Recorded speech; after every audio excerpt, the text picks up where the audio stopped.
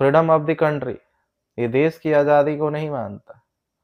मैं freedom of the people of the countries को मानता हूँ।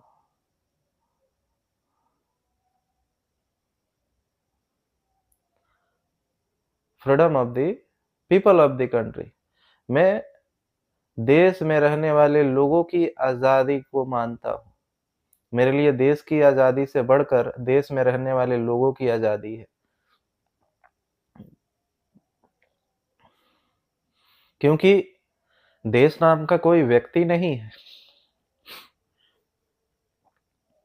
समाज नाम का कोई व्यक्ति नहीं है, लोगों से समाज बनता है, लोगों से मिलकर के देश बनता है, राष्ट्र बनता है।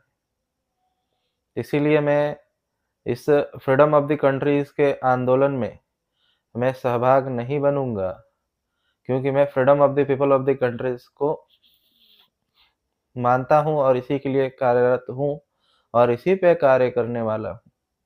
मैं देश में रहने वाले लोगों को आज़ाद कराना चाहता हूँ।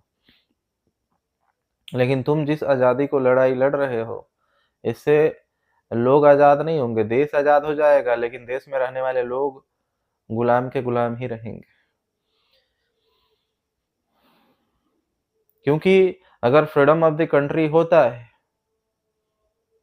तो इससे क्या होगा कि डेवलपमेंट ऑफ द कंट्री तो होगा, लेकिन development of the people of the country नहीं होगा।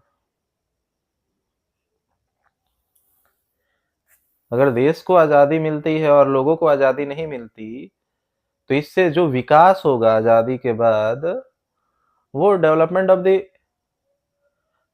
People, development of the country होगा। मतलब देश का विकास होगा, डेवलपमेंट ऑफ द कंट्री, इस देश का विकास होगा।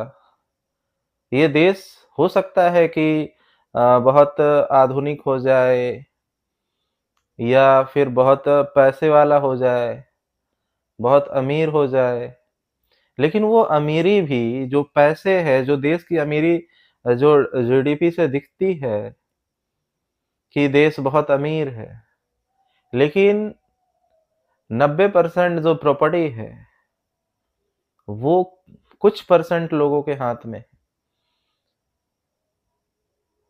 मुश्किल से वो 5% लोगों के हाथ में ही वो 90% प्रॉपर्टी है। तो इससे देश का विकास कहाँ हुआ? Development of the people of the country कहाँ हुआ? अगर